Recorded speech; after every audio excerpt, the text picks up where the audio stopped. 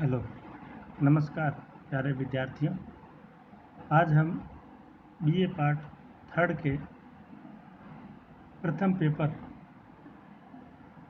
Modern India आधुनिक भारत के पहले अध्याय पानीपत का तीसरे युद्ध के बारे में चर्चा करेंगे। आधुनिक भारत की शुरुआत सामान्यतया औरंगजेब की 1707 में मृत्यु हो जाने के बाद उत्पन्न परिस्थितियों में विभिन्न यूरोपीय जातियों का आगमन भारतवर्ष में हुआ और मुगल साम्राज्य की पतन उन्मुख स्थिति का फायदा उठाकर पुर्तगाली, फ्रेंच,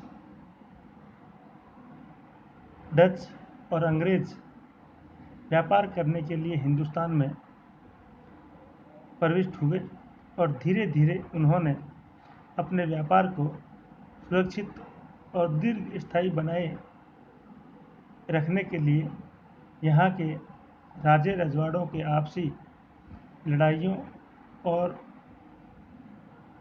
संघर्षों में अपनी अहम भूमिका निभाकर उनके अंदरूनी झगड़ों में हस्तक्षेप कर धीरे धीरे भारतीय राज्यों की सत्ता पर कब्जा करना शुरू किया। 1707 से लेकर 1761 में पानीपत की तृतीय लड़ाई जब हुई, तब तक मुगल साम्राज्य अपनी अंतिम सांसें गिन रहा था और 1761 में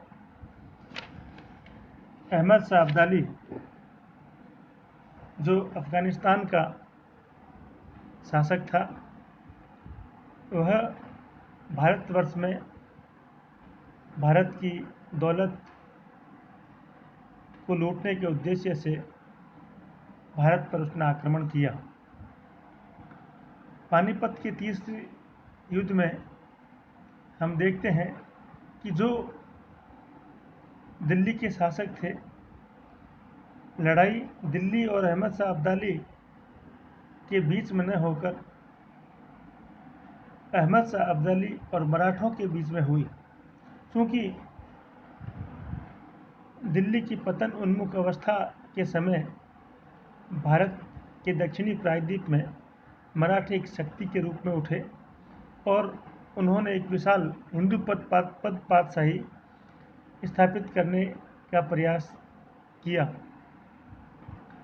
जिस समय पानीपत का तीसरा युद्ध हुआ, उस समय भारत की राजनीतिक स्थिति किस प्रकार की थी, पहले हम थोड़ा उस पर विचार कर लेते हैं। औरंगजेब की मृत्यु के बाद उसके पुत्रों में उत्तराधिकार के संघर्ष में मुअज्जम विजयी हुआ और बहादुर शाह के नाम से गद्दी पर बैठा। उसके शासनकाल में अमीरों में गुटबंदी बढ़ गई और उसकी उदारता से शाही राजकोष लगातार खाली होता गया।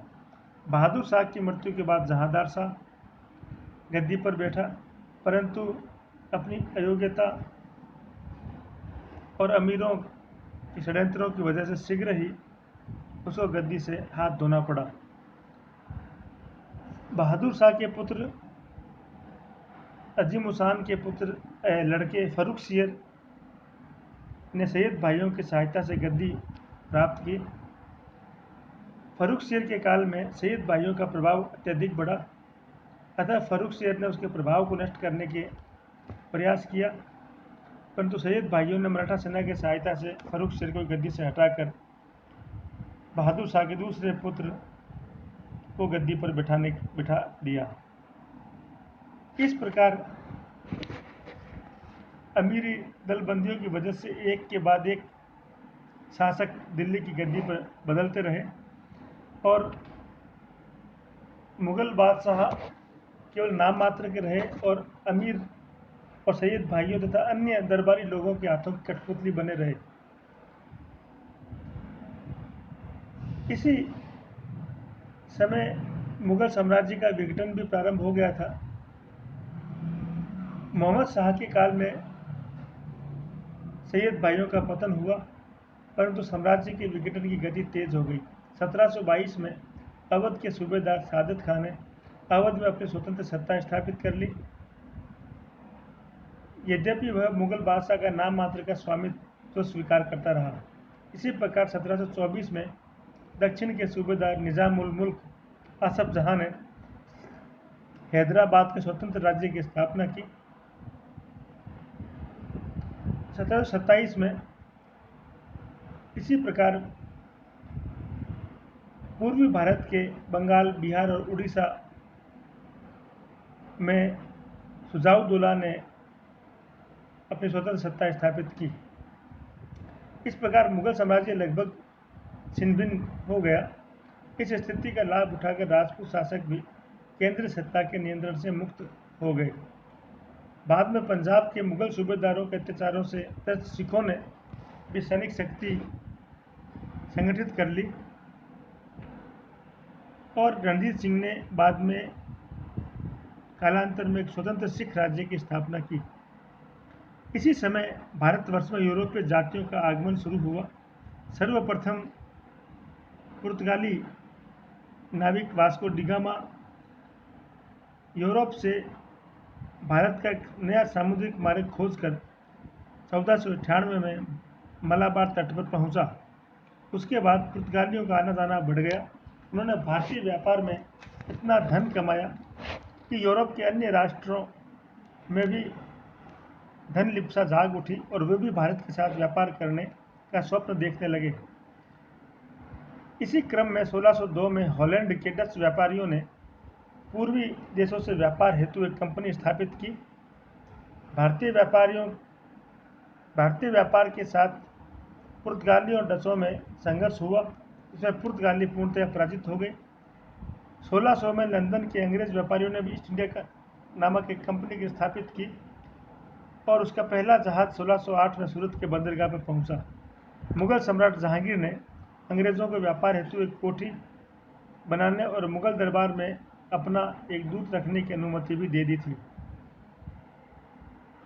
डचों, पुर्तगालियों और अंग्रेजों की देखा देखी फ्रांसीसियों ने भी भारत से व्यापार करने हेतु एक कंपनी स्थापित की और सूरत, मछलीपट्टनम, पांडिचेरी और चंद्रनगर में अपनी व्यापारिक कोठियां स्थापित की। अब अंग्रेजों और फ्रांसीसियों में व्यापारिक प्रतिद्वंद्विता आरंभ हुई। इन दोनों ही यूरोपीय शक्तियों ने भारत के देशी राजाओं के पारस्परिक झगड़ों और उत्तराधिकार के मामलों में हस्तक्षेप कर भूमि, धन और अन्य व्यापारिक सुविधाएं प्राप्त करनी शुरू की। धीरे धीरे ये व्यापारी एक राजनीतिक शक्ति के रूप में अवतरित हुए। दक्षिण भारत में फैली राजनीतिक अव्यवस्था के कारण इनकी राजनीतिक महत्वाकांक्षा और भी अधिक जागृत हो गई और अपने राजनीतिक प्रभुत्व की स्थापना के लिए दोनों के बीच में 3 युद्ध 1744 से लेकर 1763 के मध्य हुए। अंत में अंग्रेजों को निर्णायक रूप से विजय प्राप्त हुई। धीरे धीरे अंग्रेजों ने भारत की अन्य शक्तियों को, अन्य देशी राज्यों की शक्तियों को भी पराजित किया और भारत में अपना साम्राज्य स्थापित करने में सफल हुए। इसी काल में भारतवर्ष के दक्षिणी प्रायद्वीप में मराठों का उत्कर्ष शुरू हुआ। छत्रपति शिवाजी की मृत्यु के बाद 1681 में उसका ज्येष्ठ पुत्र संभाजी गद्दी पर बैठा। संभाजी अपने पिता के समान योग्य नहीं था, परंतु फिर भी उसने मराठा साम्राज्य को संगठित करने में अहम भूमिका निभाई। इधर औरंगजेब बीजापुर और गोलकुंडा को हस्तगत करने के बाद अपनी सारी शक्ति मराठों के विरुद्ध लगा रहा था। फलस्वरूप संभाजी को कैद कर उसकी हत्या कर दी गई। इससे मराठों की क्रोधाग्नि भड़क उठी और उन्होंने संभाजी के भाई राजाराम के नेतृत्व में मुगलों के विरुद्ध अपना स्वतंत्रता संग्राम शुरू कर दिया। मुगलों ने राजाराम के निवास स्थान रायगढ़ पर भी आक्रमण किया, परंतु संभाजी की विधवा येसुबाई की सलाह पर राजाराम दक्षिण की ओर चले गए, किंतु विश्वासघातीगण संभाजी की विधवा पत्नी और उसका पुत्र साहू मुगलों द्वारा कैद कर लिए गए। 1700 ईस्वी में राजाराम की भी मृत्यु हो गई। तत्पश्चात राजाराम की विधवा पत्नी ताराबाई ने अपने 3 वर्षीय पुत्र शिवाजी द्वितीय को गद्दी पर बैठाकर मराठों का नेतृत्व ग्रहण किया। ताराबाई के नेतृत्व में मराठों की शक्ति दिन ब दिन बढ़ती गई। इधर औरंगजेब ने मराठों का दमन करने का भरसक प्रयत्न किया, परंतु उसे निराशा ही प्राप्त हुई। इसी निराशा की अवस्था में 20 फरवरी 1707 को औरंगजेब की मृत्यु हो गई।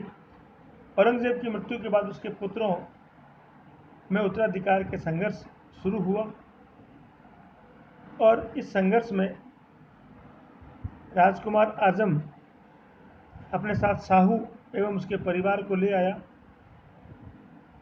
रास्ते में जुल्फिकार के सुझाव पर साहू को आजम ने मुक्त कर दिया, परंतु उसके परिवार को अपने पास कैद रखा। साहू को मुक्त करने के पीछे मुगलों का उद्देश्य था कि साहू और ताराबाई में उत्तराधिकार के लिए संघर्ष होगा, जिससे दक्षिण में मुगल सत्ता को अधिक हानि नहीं होगी और ये आपस में उलझे रहेंगे। साहू मुगलों की कैद से मुक्त होकर महाराष्ट्र की ओर रवाना हुआ, परंतु महाराष्ट्र पहुंचते पहुंचते उसके पास एक अच्छी सेना इकट्ठी हो गई। जब ताराबाई को साहू के आगमन की सूचना मिली तो उसने घोषणा की कि साहू का मराठा राज्य पर कोई अधिकार नहीं है। जिस मराठा साम्राज्य का निर्माण शिवाजी ने किया वह उसके पिता संभाजी ने खो दिया है और मौजूदा मराठा राज्य का निर्माण उसके पति राजाराम और उसने किया है, अतः उसका वास्तविक उत्तराधिकारी शिवाजी द्वितीय ही है। अंत में नवंबर 1707 में खेड़ के मैदान में सतारा के निकट खेड़ के मैदान में और बाद में सतारा के निकट दोनों पक्षों में युद्ध हुआ, जिसमें ताराबाई पराजित हुई। साहू ने सतारा को अपनी राजधानी बनाया और जनवरी 1708 में अपना राज्याभिषेक करवाया। साहू के राज्यारोहण के समय महाराष्ट्र की स्थिति ज़्यादा अच्छी नहीं थी। ताराबाई की सत्ता भी पूर्णतः समाप्त नहीं हुई थी और मराठा सरदारों में व्याप्त स्वार्थ, संकीर्णता, धनोलुपता और अवसरवादिता भी उत्पन्न हो चुकी थी। मराठा साम्राज्य और प्रशासन अस्त व्यस्त हो चुका था। क्योंकि साहू मुगल शिविर में बड़ा हुआ था, अतः वह आराम पसंद और विलासी व्यक्ति था, अतः उसने महाराष्ट्र की उलझी हुई व्यवस्था को सुलझा पाना उसके लिए संभव भी नहीं था। अतः साहू को ऐसे दृढ़ संकल्पित व्यक्ति की सेवाओं की आवश्यकता थी जो साहू की समस्त कठिनाइयों को हल कर प्रशासन व्यवस्था को संगठित कर सके। ऐसी स्थिति में पेशवाओं का उत्थान शुरू हुआ। साहू के शासनकाल में पेशवा की शक्ति का उत्कर्ष होना शुरू हुआ। पेशवा अष्टप्रधान की शक्ति से ऊपर उठे और बाद में छत्रपति से भी ऊपर उठ गए। पेशवाओं का उदय मुख्यतः बालाजी विश्वनाथ की सेवाओं के कारण हुआ, जो 1713 ईस्वी में पेशवा पद पर नियुक्त हुए। बालाजी विश्वनाथ ने ताराबाई की सत्ता को समाप्त कर विद्रोही मराठा सरदारों की शक्ति का दमन किया और उन पर साहू के प्रभुत्व की स्थापना की। इस प्रकार बालाजी विश्वनाथ की महत्वपूर्ण सेवा और मुगलों दक्षिण के 6 मुगल सूबों में चौथ और स्वदेश मुक्ति वसूल करने का शाही फरमान प्राप्त करना उसका प्रमुख उद्देश्य था। लेकिन कुछ समय बाद सैयद भाइयों से उसकी अनबन हो गई और दोनों एक दूसरे को समाप्त करने को उतारू हो गए। ऐसे ही परिस्थितियों में 1719 में सैयद हुसैन खान ने मराठों से संधि की, जिसमें साहू को दक्षिण के 6 सूबों चौथ स्वदेश मुक्ति वसूल करने का अधिकार मिला। चूंकि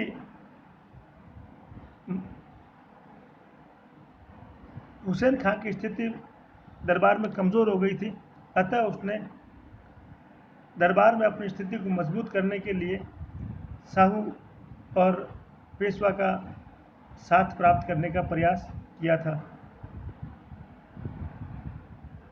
परिणाम स्वरूप बालाजी विश्वनाथ अपनी मराठा सेना लेकर सैयद हुसैन खान की सहायतार्थ दिल्ली गए और दिल्ली की गद्दी से फर्रुख शेर को उतार कर मार डाला और सैयद बंधुओं की इच्छानुसार रफ़ी उदरजात को सम्राट बनाया। इस प्रकार पेशवा का नया अवतरण एक प्रकार का शुरू हुआ। बालाजी विश्वनाथ की मृत्यु के बाद उसके 20 वर्षीय पुत्र बाजीराव गद्दी पर बैठे। उसने मराठों के प्रभाव को और अधिक बढ़ाया। उसने निजामुल मुल्क को 2 बार पराजित किया, पुर्तगालियों से बसीन और सालसीट प्राप्त किए और मराठा प्रभाव को गुजरात, मालवा और बुंदेलखंड तक पहुंचा दिया। वस्तुतः बाजीराव ने संपूर्ण उत्तर भारत में मराठा साम्राज्य की शक्ति का विस्तार किया। परंतु इसी दौरान 1740 में बाजीराव की मृत्यु हो गई। तब शाहू ने बाजीराव के 19 साल के पुत्र बालाजी बाजीराव को अपना पेशवा नियुक्त किया। बालाजी बाजीराव का शासनकाल 1740 से 1761 का रहा। इस काल में मराठा साम्राज्य का प्रसार आंतरिक व्यवस्था और भौतिक समृद्धि की दृष्टि से अपनी पूर्ण उन्नति की अवस्था में पहुंचा। छत्रपति की समस्त शक्तियां पेशवा के हाथों में आ गई और मराठा साम्राज्य की सत्ता का केंद्र सतारा के स्थान पर पूना बन गया। 1749 ईस्वी में शाहू की मृत्यु हुई और शाहू की मृत्यु के बाद मराठा संघ का वास्तविक शासक छत्रपति के स्थान पर पेशवा बने और अब पेशवा मराठा साम्राज्य के सर्वोच्च व्यक्ति बन गए। परंतु बालाजी बाजीराव अपने पिता की भांति योग्य सेनानायक और कुशल कूटनीतिज्ञ नहीं थे। उनकी इसी अयोग्यता के लाभ उठाकर सिंधिया और भोंसले जैसे सरदारों ने स्वतंत्र शासकों की भांति व्यवहार करना शुरू किया।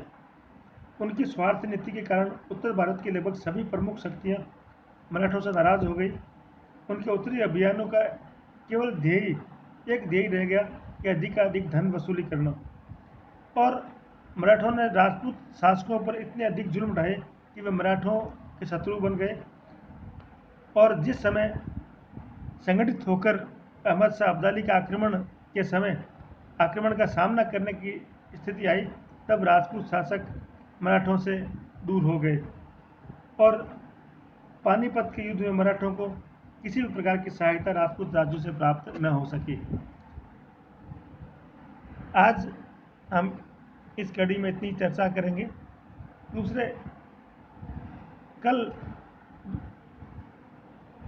दूसरे व्याख्यान में हम पानीपत के युद्ध के कारण और पानीपत के युद्ध के परिणाम और मराठों की पराजय के कारणों पर चर्चा करेंगे। धन्यवाद। जय हिंद, जय भारत।